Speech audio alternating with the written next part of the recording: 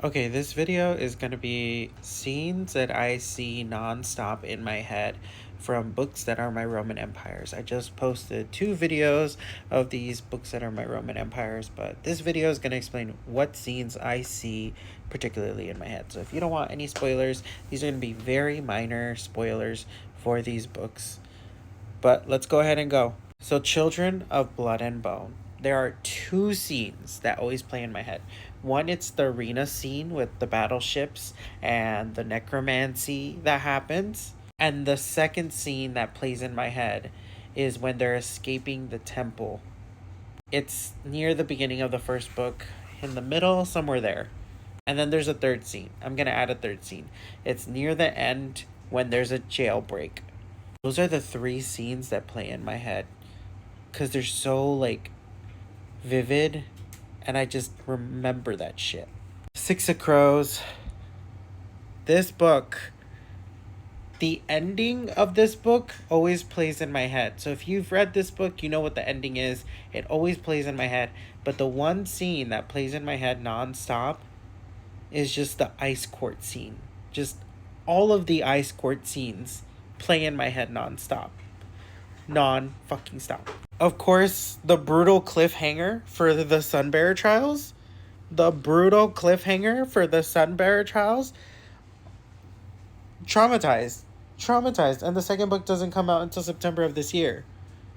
Just traumatized. Aiden Thomas. You have to pay all my therapy bills once I start going. You know that, right? But the Alebrijes scene. The Alebrijes scene, just chef's kiss.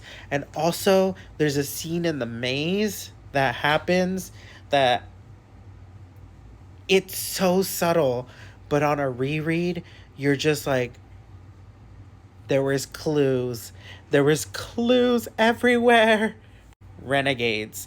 This entire trilogy, just scenes from it, play nonstop. This is about a girl whose parents are unalived, and she wants to take revenge on the good guys by taking them down. This was one of my first slow burn series, like fantasy series, and it was so good. There's one scene in the second book and in the third book that play nonstop in my head. The third book I cannot say because it is a spoiler, but it's the stadium scene in the third book, if that makes sense. I think it's in the stadium. Is it in the stadium? I don't know. But they're in this thing where they're having this meeting, and that just plays in my head. And in the second book, there is one scene that plays non-fucking stop. And it's where the glass enclosure collapses and it shatters, and there's that like final scene where they're fighting each other. Oh, that scene just gets to me every single time. In this book, this is the final stripe. Literally in this book, the subtle storytelling and the slow burn romance that happens just is fucking amazing. It's fucking chef's kiss. All of these are chef's kiss. But there's one scene that has me thinking about it nonstop. And it's where they explain this, where these 2 couples end up falling in love for each other, and the dude ends up calling the main character Akoma, and that's like the most vital artery. I don't know if that's the actual like name for it in real life, but it's like the main artery in their world, and that's basically like your lifeblood. And at some point, these 2 girls are fighting, and she brings her sword to right here, and I'm just like, and let me explain. So basically, what she's saying in this scene is that girl is hers, if you get what I mean. That's her lifeblood. That's her girl. So I have not stopped thinking about that fucking scene.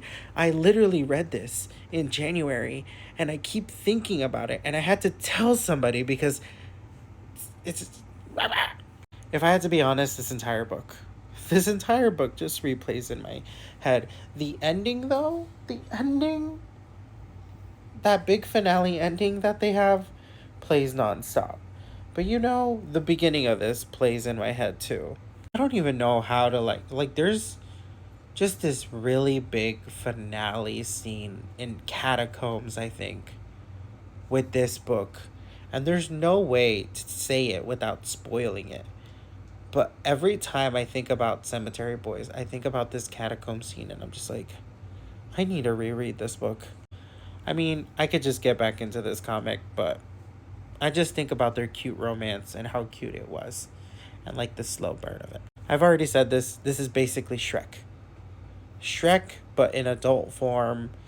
I think about like the four temples that they had to take down, and it reminded me of Legend of Zelda, and that's what I keep thinking about whenever I think about this book. When the wyvern gives him the coin. If you've read this book, you know what I'm talking about. All the children are so sweet in this. They're so wholesome.